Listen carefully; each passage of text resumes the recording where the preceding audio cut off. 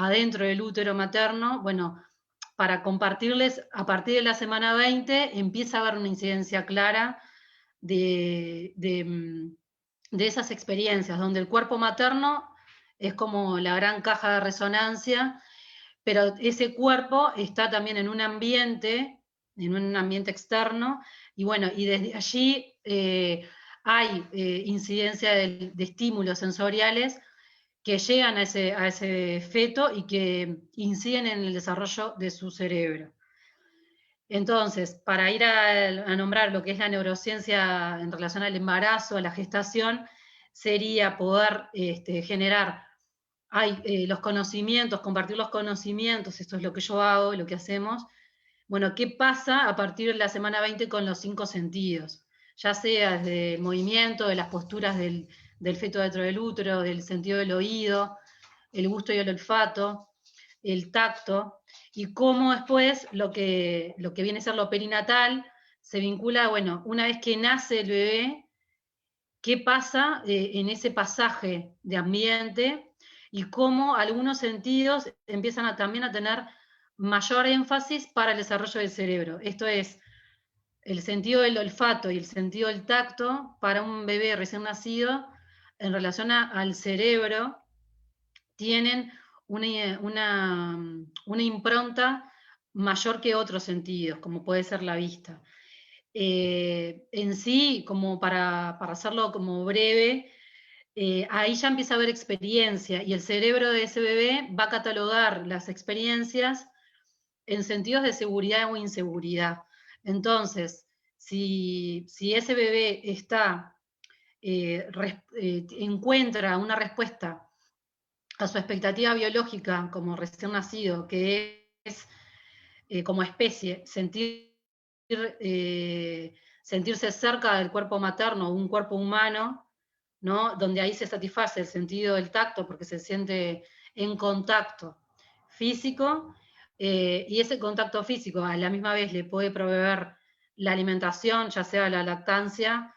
materna en sentido ideal, pero si hay una mamadera, no importa, si hay contacto para ese bebé, se van a ir como sumando eh, factores que el cerebro de ese bebé lo va a ordenar en sentirse seguro o inseguro, en sentir mayor estrés o no.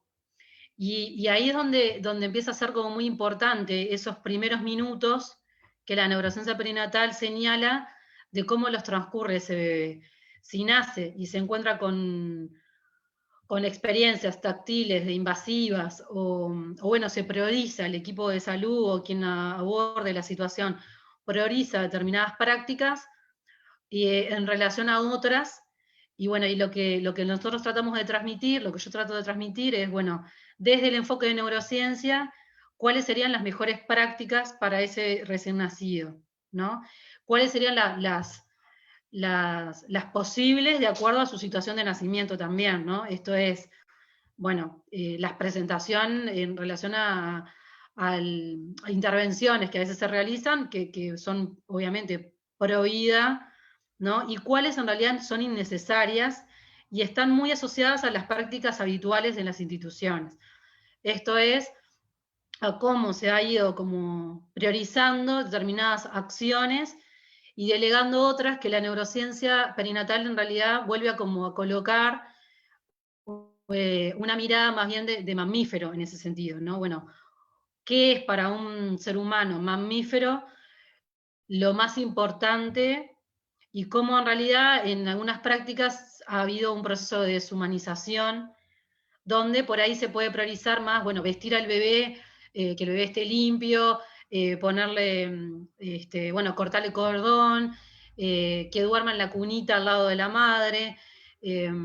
Bueno, hay un sinfín de prácticas que no tienen mucha evidencia científica y sin embargo se hacen,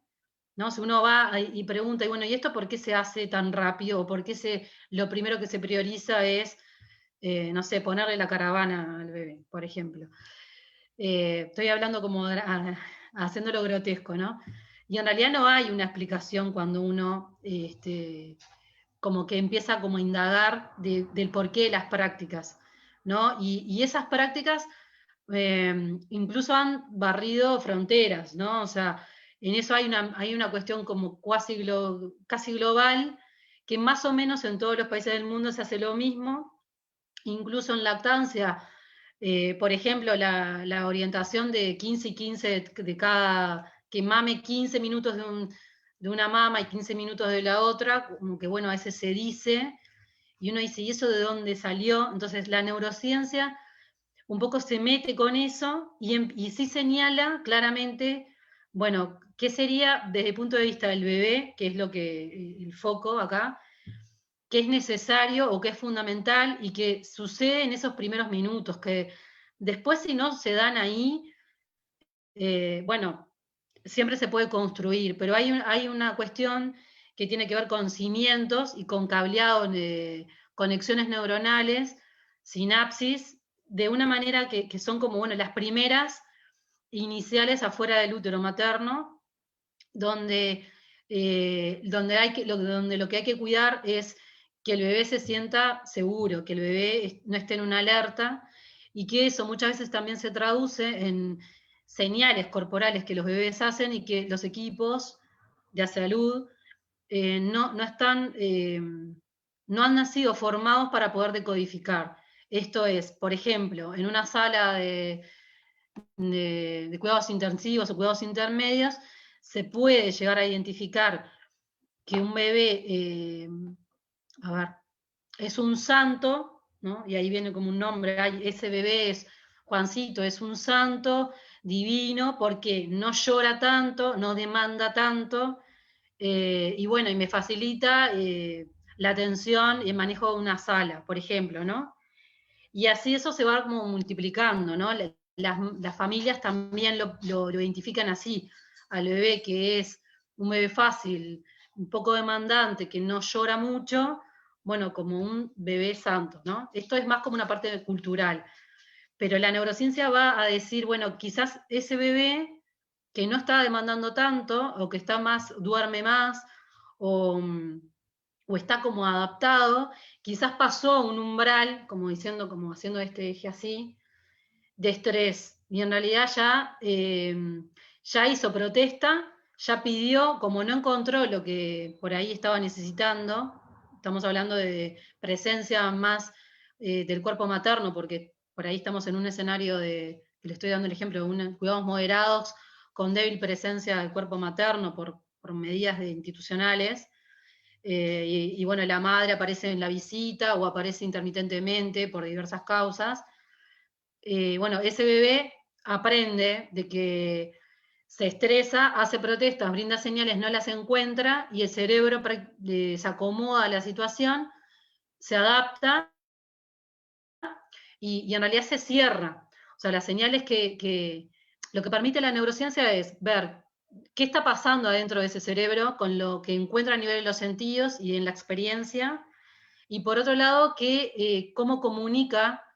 el bebé desde su lenguaje corporal al ambiente